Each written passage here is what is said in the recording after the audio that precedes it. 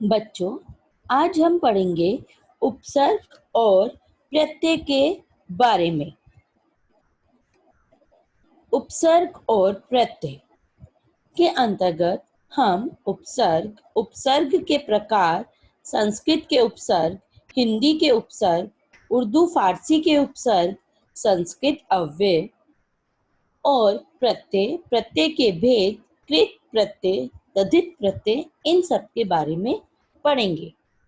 उपसर्ग जो शब्दांश किसी शब्द से पहले लगाकर नए शब्द का निर्माण करते हैं, वे शब्द उपसर्ग कहलाए जाते हैं।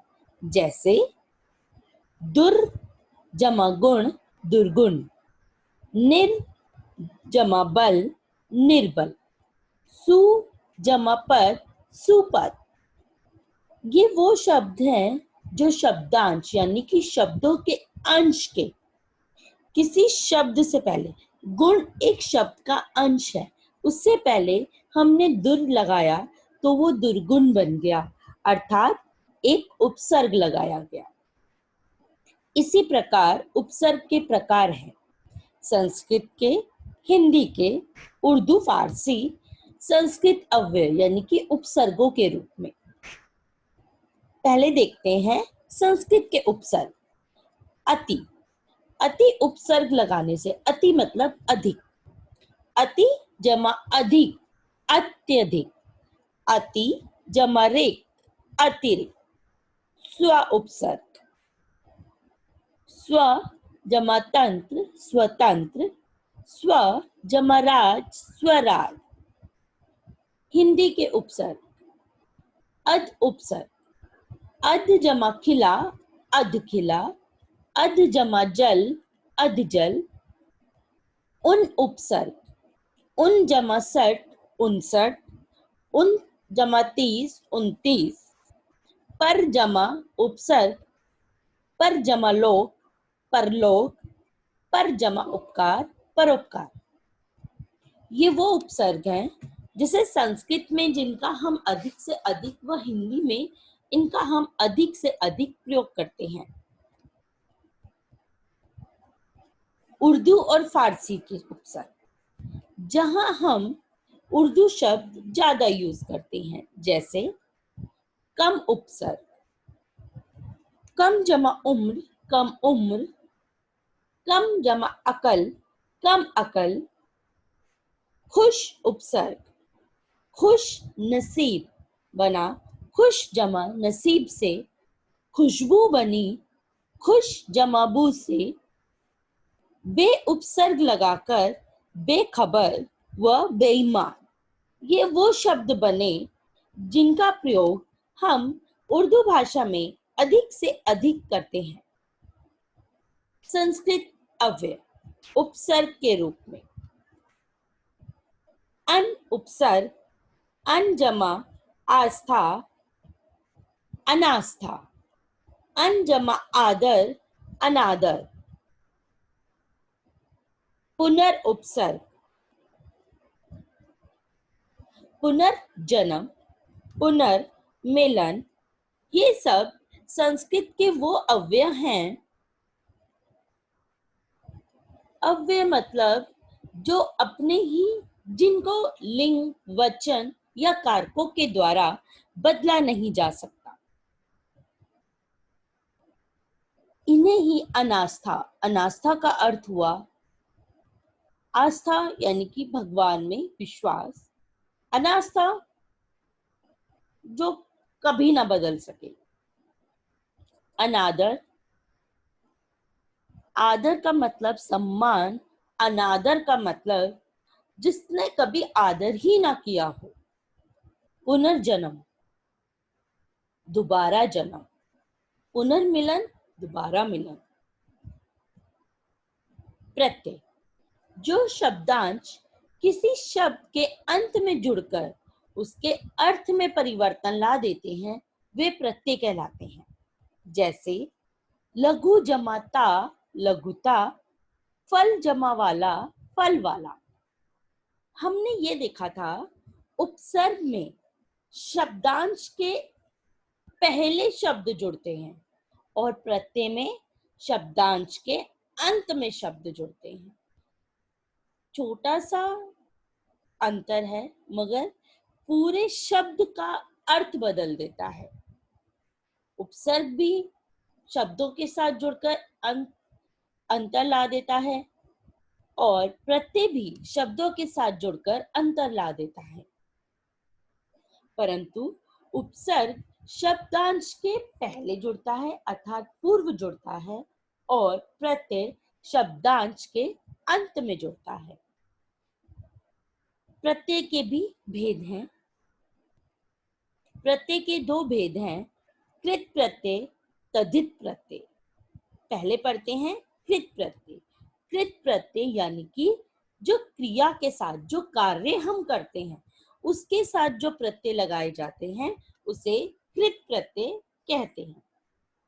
उदाहरण जैसे लिख जमा आवट, थक जमा आन, बोल जमा ई। लिख मतलब लिखना, ये हमारा एक क्रिया है, एक कार्य है। तो जब हम उसके साथ आवट प्रत्यय लगाते हैं तो लिखावट बनता है। थक यानी कि थकना, इसके साथ हम आन प्रत्यय लगाते हैं तो बन जाता है थकान। इसी प्रकार बोली। तद्धित प्रत्यय, जो प्रत्यय संज्ञा, सर्वनाम, विशेषण या अव्यय के अंत में जुड़कर नए शब्दों का निर्माण करते हैं उन्हें तद्धित प्रत्यय कहते हैं। जैसे सुंदरता। सुंदरता, सुंदर जमा ता बना तो सुंदरता हुई, यानी कि सुंदरता आपकी एक विशेषण शब्द बन गया। सोना जमा आर, सुनार। इन प्रत्ययों ने अंत में लगाकर इन नए शब्दों का निर्माण किया। जिस प्रकार उपसर्ग में हमने संस्कृत शब्दों का प्रयोग किया था, इसी प्रकार प्रत्यय में भी संस्कृत शब्दों का प्रयोग किया गया। जैसे आलू प्रत्यय, कृपा जमा आलू, कृपालु। श्रद्धा जमा आलू, श्रद्धालु।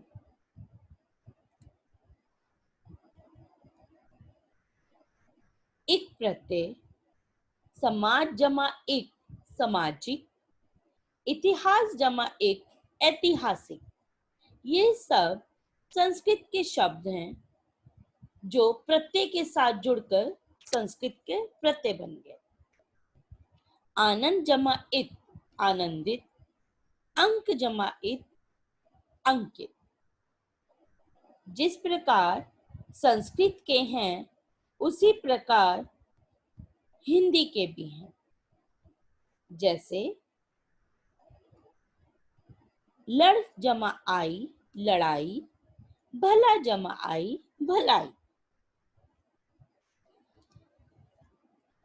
अब हम जानते हैं दो प्रत्ययों का एक साथ प्रयोग, कि कभी कभी हमारे शब्दांशों में एक प्रत्यय की जगह दो प्रत्यय भी प्रयोग होते हैं। आइए उदाहरण देखें।